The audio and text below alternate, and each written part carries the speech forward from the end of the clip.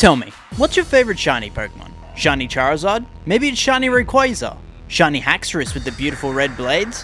What do they all have in common? They're all black. So to follow my trend of beating a game with only shinies of a specific color, today I'm taking on the most requested of the lot, being the Black Shiny only run, and it seemed only appropriate to do it in the newest Pokemon game. So today, I'll be trying to beat a hardcore Nuzlocke of Pokémon Scarlet using only Black Shiny Pokemon. Oh! Shit! Shit! Oh! God damn it. It crit? Are you kidding me? Yeah, that's f***ing sick. Now you may be wondering, RJ, how are you only going to find Black Shiny Pokemon? Well, I'm not. Sadly, I found plenty of non-Black Shiny Pokemon on this run, and sadly, these creatures would all have to suffer the worst fate of all. Rejection. Denied. Here are the rules I'll be following, which include level caps for gyms, set mode is on, and no items in battle. And of course, the main one being, if a Pokemon faints, it's considered dead, and will be sent into the void. Also, a good chunk of you wanted me to do this without using the outbreak method, so this time I did it at full odds. The standard 1 in 4096 rate. This means we'll be finding only Overworld Shiny Pokemon. Is this ridiculous? Yes. Did it take forever? Yes. Was it worth it? I don't know, but you guys can let me know down in the comments. And with that all being said, make sure you drop a like on the video, and while you're down there, why not subscribe? It costs you nothing, and it makes me smile. And for transparency, some of these Pokemon aren't exactly black, but like a really dark grey or something like that, but who's gonna argue on the darkness of a type of skin slash fur? But can I beat this? Let's find out. So to begin, are any of the starters shiny sprites black? Ah, Sprigatito's kinda black, that'll work. The starters are shiny locked? Are you kidding me? I'm so sick of Pokemon locking the starters. Alright, so I grab my shiny locked cat, chuck it in the bin, and go and find all the story missions. All of which I aim to beat in this run. And damn, that took a while, but it was nothing compared to the time it took to complete this run. So I set out to hunt for my first Pokemon, and the first hunt was for the cutest pupper, you can't tell me otherwise, Mischief. Now I know the area this Pokemon can spawn in, but other Pokemon also spawn there. Which means I could accidentally encounter a different shiny than the one I'm actually looking for. With the outbreak method, previously I'd be able to pick which shinies I was going for, but since we're doing this just by running around, I'd have to come up with a different way of doing this. And well, with the help of sandwiches and their special abilities, I would be able to boost the rate that a certain type of Pokemon would spawn in an area. So I made a sandwich that increased the rates that dark types spawn, and fortunately for me, the only dark type that could spawn here was the first black boy. Oh! Shit! Shit! Mischief! The more I look at it, the more purple it is, but it's black enough and its evolution is very black. But now this means the Nuzlocke truly begins. So far so good, the first black shiny Pokemon was on the team, but the first gym was a bug type gym, and I don't think it'd be very smart to run into that with just Mischief, who's weak against it. So heading over to the South Province Area 3, we try to find another black shiny Pokemon. This time I was hunting for an Oricorio, a somewhat underrated shiny, and in my opinion, a pretty cool one. So I boosted fire encounters and found this. Oh my god! What? God damn you, Growlithe. Yeah, you say gold, don't you? I can't use you.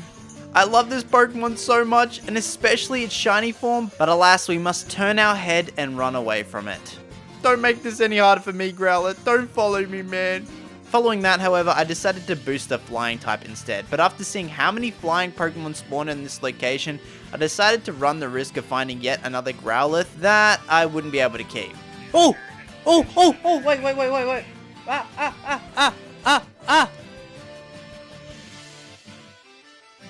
Alright! We got Oricorio! Let's go! Shiny Oricorio! And with both I'd Never Cry and Blackbird on side, I think I'm finally ready to take on the first gym leader. We get both of them to level 15 and head into Katie the Cutie. Obviously I'd be relying on just Oricorio for this battle, and thankfully for early game, Oricorio isn't too bad, with a respectable 98 special attack and 93 speed.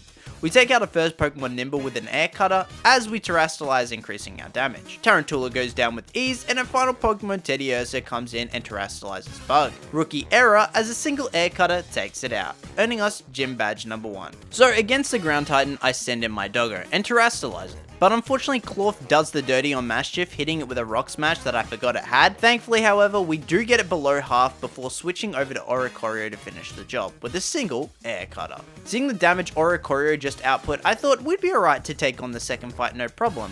He didn't even use a Rock type move. Well, Maschiff and Arven Shelter get it below half before Maschiff's health is dropped again. Thankfully for us, it was too little too late, as he spent most of his time hitting Shelter anyway. But I decided to risk Maschiff's life here, with my defense dropped to just 13 HP, and with Clorth boosting its attack with its Anger Shell, if I swapped over to Oricorio now, it'd almost certainly die on entrance to a Rock Throw. So I went for one more bite, and since its Anger Shell had triggered, it actually lost some of its defense, which let Maschiff take it out. Nice job! Well, let's go do Gym 2. We gather up the flowers, and now it's time to fight Brassius. Since he's a grass specialist, this fight shouldn't be too difficult. Petalil in first, I terrestrialize Oricorio flying, and we miss our first attack. No problem though, because it deals barely any damage, and we one-shot it with an air cutter the next turn. We one-shot Smoliv next, and then I realized I forgot about Sudowoodo. It does no Rock Throw, but in my experience, first turn after terrestrializing, he always goes for Trailblaze. And fortunately, he does that again, which lets me get it to red with an air cutter. The problem now is it did get a speed boost from Trailblaze, and if it's enough to outspeed Oricorio, it will go down to a Rock Throw. But fortunately, we still outspeed it, and with that, we take it out, earning Gym Badge number 2. I'd say our roster of team members is looking a little light, so we should probably go find another member to add to the team. And what would be perfect for the next gym is a ground type. Now there's 2 I'd actually be happy with getting, but one is way easier than the other, as I can almost guarantee its spawn. That being the coolest Toad of all of them, Toadskull. But the Pokemon Company still doesn't know how to spell Toad. The way I guaranteed I'd eventually find one was by doing laps around these 3 trees with the ground encounter power. Toadskull only spawn underneath trees like this, and this is the only ground type you can possibly find here. My success was inevitable, but that didn't mean it'd be quick. After a full day of searching, I was just about ready to throw in the towel, and after one more episode of One Piece, we actually found it! Oh shit! Shit! Shit! Shit! Shit! Shit! Shit! Shit! Yes! No, you're not going... Oh, okay, we got to it. I thought I was gonna fucking run away. I named her Princess Toad, and for now she isn't very black, but all of that will change when she evolves. First ball. Okay, I'll take that. Let's go! Shiny Toadskull! Now I thought I'd be prepared for the 3rd gym, but before we do that, we do need to go beat the 2nd Titan, which is a flying type. Now my team isn't especially weak to it, but it's not especially strong against it. So for now I decided I would find another black shiny Pokemon, and sadly there are no rock types accessible to me this early in the game. But there are 2 electric types, one of which is the beloved fan favorite Pokemon being Luxray, which is half black and half yellow, and Pincurchin. Now although Luxray does have higher stats later in the game, Pincurchin would be more useful for me right now. Hence why I started hunting for this glorious thing and its cute orange balls.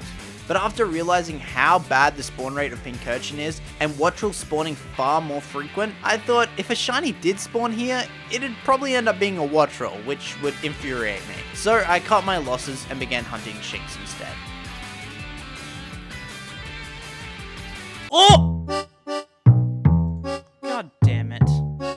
But then after that, we did eventually find this. Oh my god! Are you... Are you...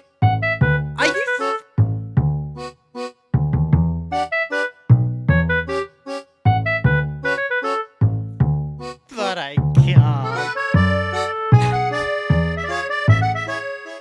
And after finding 2 non-black shiny Pokemon, we finally actually find what we're looking for. Oh! What? Yes!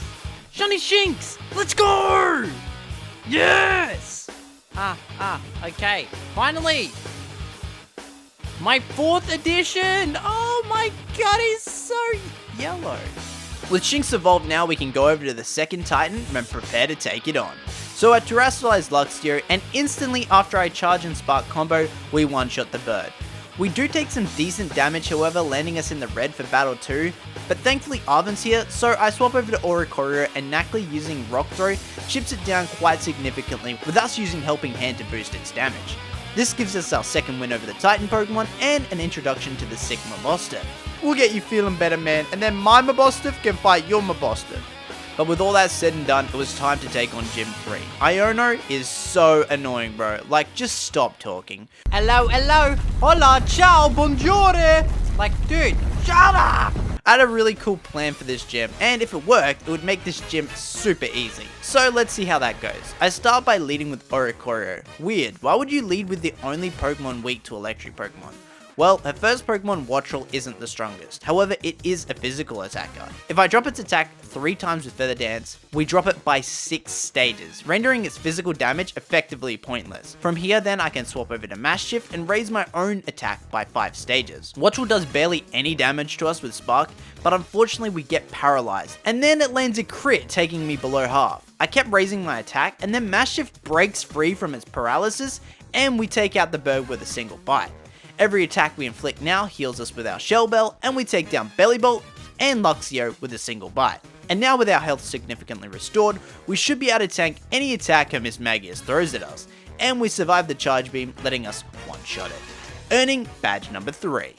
This is when I realized I'd completely forgotten about the star bases. So off I went to take on the Dark Specialists, we eliminate the 30 Pokemon required to battle the boss, and now we're just a little over leveled for the boss. So we take out his Pornard and the Sengen Stumblebill with ease. Alright, so now it's time to hunt for our 5th team member. So off to the desert I went and began hunting. Wait. Oh!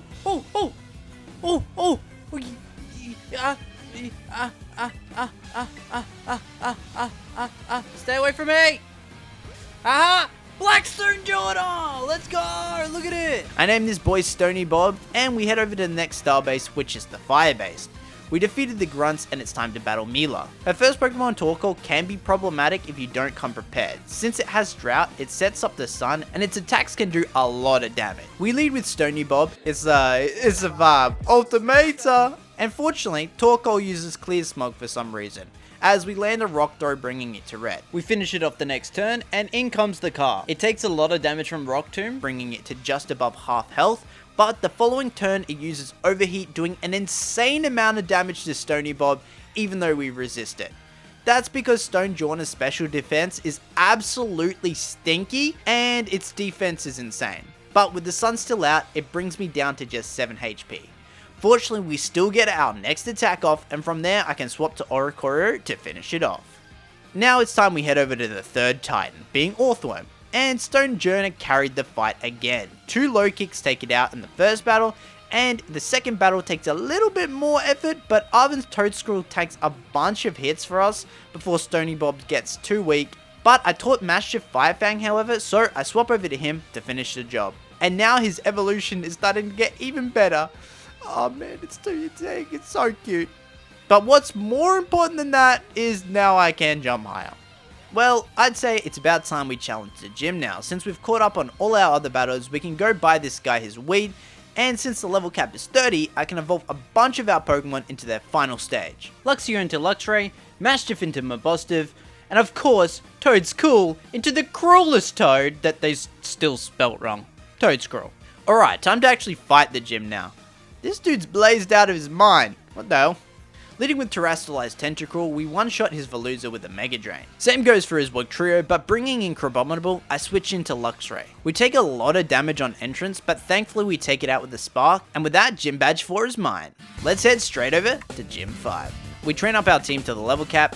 See, I don't even need to go fight the trainers because I'm so smart, I know the secret order already! And we get all the paying customers booted out of the restaurant. I don't care if you're eating, I need to get my battle on. Larry here specializes in normal types, which my team should be quite adept at countering. As his Kamala goes down to 2 rock slides, annoyingly his Dudunsparce does paralyze Stone Journer, as I manage to get the Stealth Rocks out. It then drops me to red with a Drill Run, so I swap the following turn back to the bird to evade the Drill Run. His feet is going through the floor! This works as we confuse it, but sadly it doesn't proc confusion, but it does miss. This lets me get off an air slash which flinches it and lets us take no damage, making it to Staraptor. Staraptor does take a little bit of entrance damage from the stealth rocks and he terrestrializes. I confuse it with a teeter dance, but it drops me below half of the facade. Now I had to make a decision that would truly affect the rest of the run. I had no safe swap here where I'd be able to tank enough damage to deal damage the following turn. I could risk the swap and hope it hits itself in confusion, but if it doesn't, I could lose the run. So I decided to sacrifice Oricorio to get a safe swap to Mabosstiff, who I terrestrialize and knock out Staraptor with 2 crunches. Rip to Oricorio, but at least we made it through. I best find myself another team member now. And for a couple of days I searched the base of the Galistito Mountains with no luck, until finally I found... Oh! Yay! Shiny Sneasler. Sneasler? Sneasel. Be gone! But surprisingly, not even 10 minutes later, I actually found what I was looking for. Oh! Yes! Shiny Sneasel! Yes! Let's go! Yes! Shiny Sneasel! Alright. I named it CDs, and I find my Ice Stone to evolve it into Titan. Oh my god, I forgot about the star bases again. Okay, let's go crash the poison bases party. Atticus leads with Skunk Tank and I send out Toadscrawl to hit it with a Mudshot, taking it out. Muckin next takes 2 more Mudshots to take out, but alas, it falls as we dodge its attack. Next out is his Revavroom that's defeated in just 1 more Mudshot. Are you gonna have a Revavroom and a Revavroom? Like, you're putting a car on top of a fucking car. What? How you gonna do that to your boy? How you gonna make this one Revavroom carry the weight of another Revavroom plus 2 other Vroomsters? Huh? It does outspeed us and lands a Noxious Talk, dropping us to the red and poisoning us, as it dodges my attack. So now I'm forced to swap out. Stony Bob does manage to get 3 Rock Slides in, dropping it under half before falling into the red itself. So it was time to swap again. This time our Pokemon is poisoned on entrance thanks to its ability that sets toxic spikes every time it's hit, so Luxray gets a Spark off before we swap out again with Volt Switch. But we did get it to the red, and switching into Titan, we're able to finish it off, tanking a Flame Charge, and retaliating with an Avalanche. Heading up the mountain now, I came to battle the Ghost Gym Leader, who specializes in double battles. She leads with both... Stonjourner? Dude, you're covering the whole screen. I can't even see what Pokemon she leads with. Well, she actually leads with Mimikyu and Banette. I terrestrialize my Mabosstiff and crunch one-shots the Banette. A Rock Slide then breaks Mimikyu's disguise, and another crunch takes out her Houndstone. Mimikyu then goes down next to another Rock Slide, leaving just her Toxtricity all alone. And once she terrestrializes it, we can one-shot it with another crunch. So that was a really easy gym. This takes me back to the desert where I found Stony Bob to take on the second last Titan of the game. But along the way, Princess Toad picked up Spore, which is a guaranteed hit sleep move, which then means I can put it to sleep and Mega Drain and Hex combo it. The second fight is just as easy as well with the same strategy as we sleep the Titan, as Arven assists me by dropping its health with a Razor Leaf as I hit it with a few hexes. And down it goes as Koraidon unlocks the ability to glide again, and now we can head over to the next gym. And next up is Gym 7, the Psychic Gym, where I'm forced to participate in this bullshit expression exercise. My girlfriend says I struggle with expressing myself, so maybe this will help with that. Come on, my Boston, we're gonna go beat the freaking gym. Yeah! Alright, let's go, my Boston. Anyway, with that done, we can take on the leader, leading with Farigiraf. I take it down with a single crunch from my terrestrialized Mabosstiff, and Gardevoir next, I make the swap over to Princess Toad and put it to sleep with a Spore. Hex then takes it out with one blow, and Espathra next hits me with a Psychic, but it does barely any damage as we have an insane special defense as I put it to sleep with Spore, and yet again Hex takes it out. This leaves her Florges, who is yet again slept, and Hex combo. However, it takes a lot less damage, so I swap over to Watts to do some physical damage with Bite, which doesn't quite take it out, but it doesn't wake up anyway, meaning we can take it out the next turn, winning us the match. Who am I to question anything in this game when this child is an Elite Four member, huh? This leaves only one more gym leader, of course being Grusha. Iceman here should be a cakewalk with my current team. Leading with Frostmoth, I lead with Stonejourner, whose Quick Claw procs allowing it to land a quite effective Rock Slide, one-shotting it. Beartick in next, barely survives the low kick. Get it? Beartick barely. Anyway, it retaliates with an Earthquake, which does take it to half health, but we finish it off the following turn. His Titan is up next, which I know has Liquidation, which would definitely one-shot me. So I swap over to my own coolest Titan, CDs, nuts in your mouth, got him, and tank the hit. My Titan, however, has leftovers on it, so I stall out a couple of turns healing and dealing damage with Bounce, getting it to about 25% HP. From here I swap over to Luxray and go for the Volt Switch, taking it out, and earning me a free safe swap. I go into Mabostiff, who knows Fire Fang, and after he terastallizes his Altaria, I deal about 45% damage. However, we get hit with a Moonblast, which would result in me getting 2 shots. So I swap back to Luxray, who tanks the hit, terastallizes, and then tanks an Ice Beam, and retaliate with a Volt Switch, switching out. With my whole team weak now, except for Princess Toad, I was ready to sacrifice her to save the run. This is quite effective, isn't it?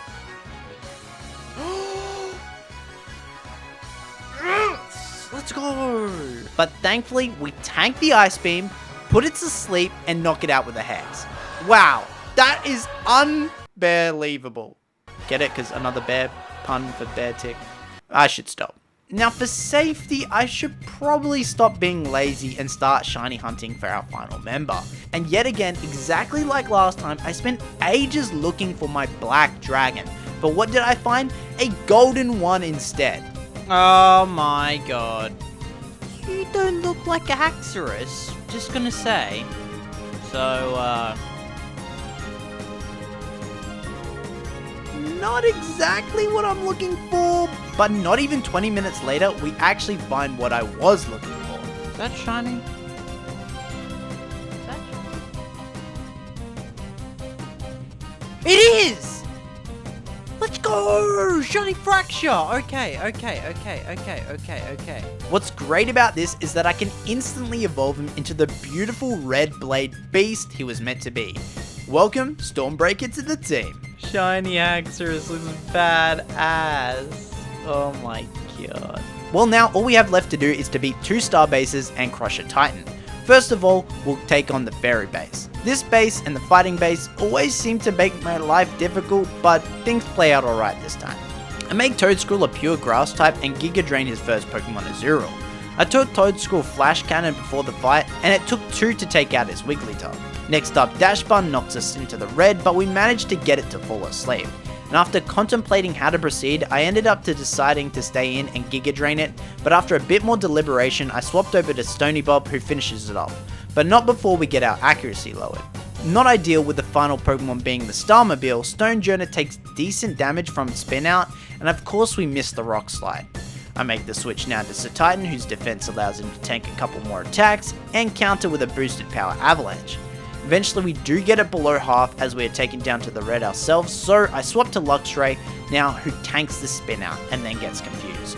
We of course hit ourselves in confusion, and Magical Talk brings Luxray down to 36 HP.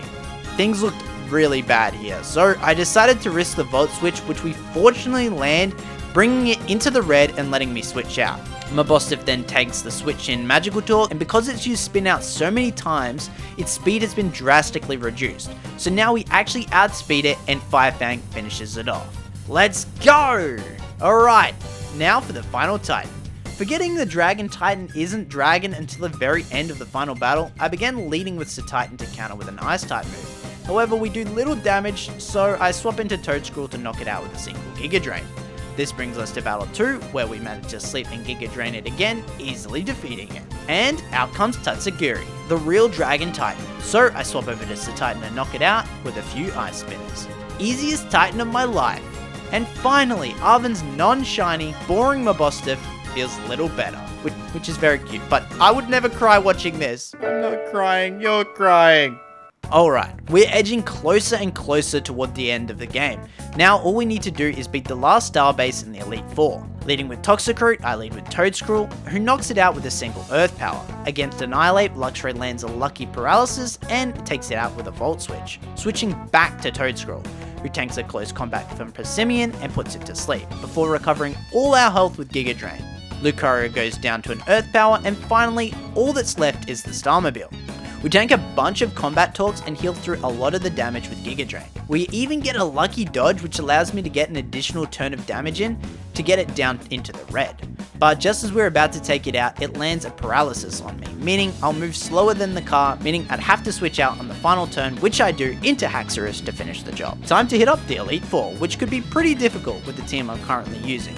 Ground counters a decent amount on my team, and Larry and his flying types could be pretty problematic, most concerning of them being Staraptor and Flamigo. But against the Dragon Specialist and Steel Specialist, we shouldn't have too many issues. But let's see what happens anyway. First of course is Rika, who commits the ultimate sin of any Pokemon game by forcing me to actually read dialogue. Nonetheless, she leads with Wishcash, who we take out with a single Giga Drain. She tries to counter me with Camerupt, but I swap over to Stormbreaker, who does get hit with a Yawn, but before we can fall asleep, we do manage to take it out with an Outrage. But now sleeping, I swap back to Toedscruel, and Giga Drain drops her Donphan to 1 HP, but it survives thanks to its ability Sturdy. Going down the following turn, she brings in Dugtrio, who gets dropped in just one hit, allowing Toadstool to regain all its health and be in prime condition for the final Pokemon Clodsire. And after a couple more Giga Drains, down it goes. I guess the Ground Specialist wasn't too bad. The child, whatever will I do? Yeah, Crusher. Down goes the Copperaja in a single Earthquake from Haxorus. Corviknight in next does survive a few hits and does even weaken Haxorus, but we manage to take it out before switching into Toedscruel to fight Bronzong. On entrance we get hit with an Iron Head, and then a second one before we put it to sleep. From here we then Hex it, bringing it down to red, before making a safe switch to Mabosstiff to finish the job. We take down Magnezone next, and finally in next is her Tinkaton. Now this Pokemon has an insane move called Gigaton Hammer, which is a base 160 power. If this hits most of my Pokemon, it will knock them out, so I need to be selective about who receives this attack, but fortunately it can't be used twice in a row, so it does give us some wiggle room. So I swap into Luxray first to Spark, who does barely any damage, which I expected, and we survive the Gigaton Hammer as we make the swap over to Stonjourner. This means it can't use Gigaton Hammer against Stonjourner now, which then means we can land a Body Press, which one-shots the remaining health, winning us the fight. 2 down, 2 to go. The battle I was most concerned for was next, but turns out I had no reason to be scared. His Tropius goes down to a single Ice Spinner, and in comes Staraptor. It drops my attack with Intimidate and hits me with a close combat, but we manage to tank that.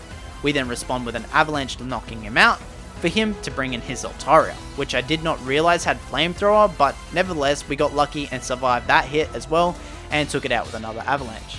Now against Oricorio, I swap into Haxorus, who takes it out with an Outrage, and finally Flamigo goes down just the same in a single Outrage. Nice.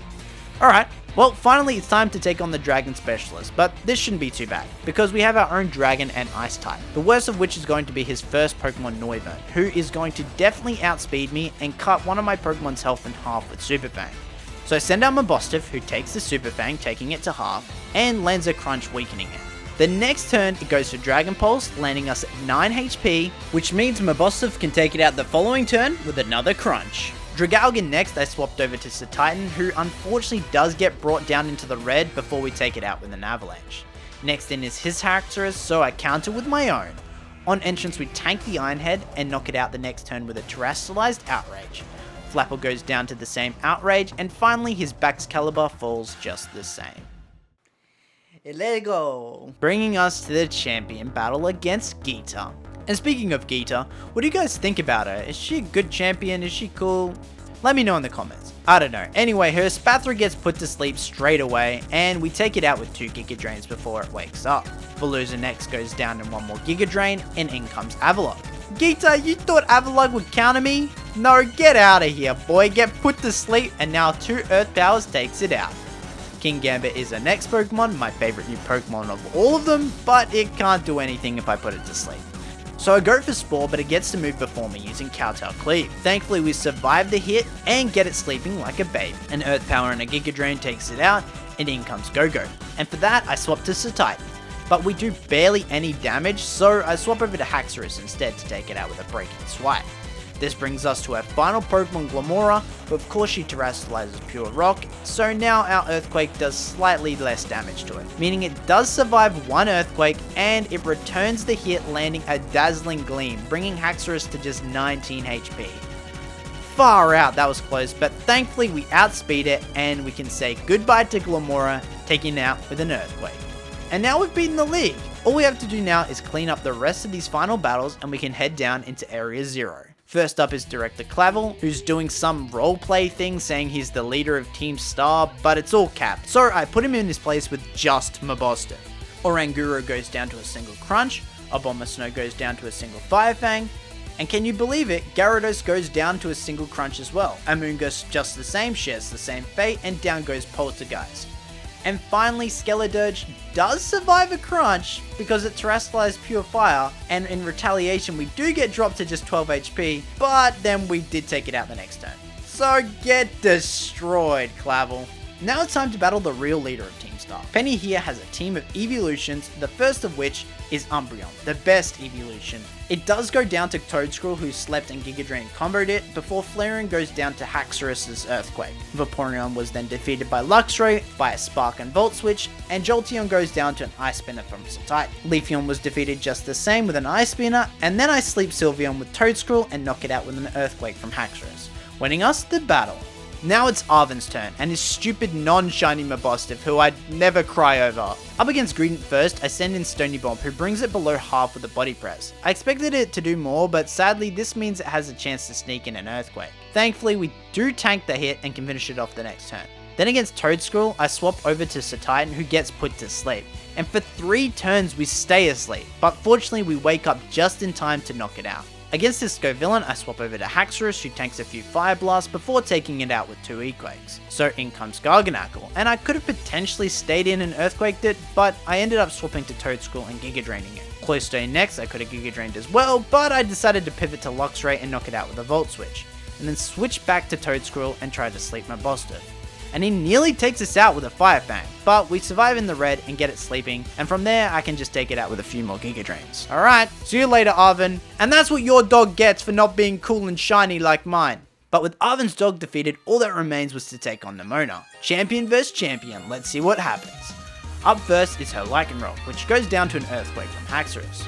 Next up is her Dunsparce, who goes down to a Terrestrialized Outrage.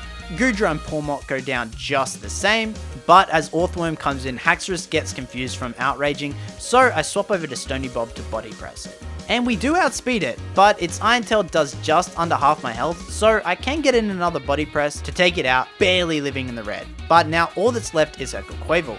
Obviously being weak, I swap over to Luxray, and we take way too much damage on entrance, and it gets its speed boosted. So I don't risk the Volt Switch, and instead Pure Switch over to Haxorus, who tanks the Aqua Step. Okay, cool. Now I am expecting the Ice Spinner here, which is really not great, but Quavel's base defense is only 80. I reckon this one-shots. Oh, fuck. It's still outspeed. Ah, let's go! Well, maybe not, but, you know, let's go, come on! One shot with Outrage or else we lose. Let's go! And now, with all the main missions complete, we can head down into Area 0, slowly run down this massive hill, battle a bunch of Paradox Pokemon, and head into the Time Chamber to challenge the final boss, AI Sada. Now this fight is absolutely brutal, and in every playthrough of this game, I get screwed over in this fight, and this time is no different. My strategy was to crush Slitherwing with a Stone Edge after setting up Stealth Rocks, and I thought it would do more damage with Stone Edge, but as you can see, we didn't even do half, and it heals up most of its health with Leech Life anyway, knocking out Stonjourner. But since this is the final fight, we can afford to lose a couple of Pokemon. A Spark from Luxray does no damage, and with Slitherwing healing itself again, I decided to Volt Switch out, this time into Titan, who can actually take it out with Bounce, which I forgot we had, but not before getting dropped to under half health. Nonetheless, we take it out and in comes Fluttermane, who one-shots the Titan with a Power Gem before we even get the chance to do anything. Great, but now I send in Toedscruel to sleep it. But before we can, it gets off a Mystical Fire and drops my special attack. But now it's asleep, I can hit it with 2 hexes and take it out. Screamtail in next, I was going to use the same strategy, but out of nowhere it hits me with an Ice Punch, one-shotting us. So I send in Luxray as a final hurrah to get in a little bit of chip damage before it went down. And we actually dodged its first attack and land a crit, that does barely any damage anyway. But swapping out into Mabosstiff now, we tank a Play Rough, and then we retaliate with a Comeuppance to take it out. Let's go! Alright. In next is a Brute Bonnet, but we have Fire Fang, which takes it just below half health, but it using Mega Drain gives it just enough health back where we can't take it out in 2 Fire Fang. So we drop it to like 2 HP and then Mabosstiff gets taken out. So I attempt to take it out with Luxray using Volt Switch, but it Sucker Punches me, and down goes Luxray. So now our only surviving team member is Haxorus, and we need to make it through 3 more Pokemon. So I Terastallized it, and predicting the Sucker Punch, I used Dragon Dance to increase my attack. And I was right, it used Sucker Punch, letting me get off a free attack raise. From here we then finish off Brute Bonnet with a Breaking Swipe, and then I decide to risk it all with an Outrage on the Sandy Shocks, which fortunately goes down in 1 hit, and in comes her final Pokemon, Roaring Moon. Okay, Outrage, come on, please. Okay, it took entrance damage as well, so that's really good. Photosynthesis is going to increase its attack, but do we outspeed? Yes! Okay, this should one-shot. Attack boost, Outrage, with Dragon Fan, Terastallized, one-shots the Roaring Moon. Let's go! Oh. We, like, nearly threw that, but then brought it back hella clutch. And that's how we beat Pokemon Scarlet using only black/dark colored shiny Pokemon. Hit like, subscribe, and I'll see you later.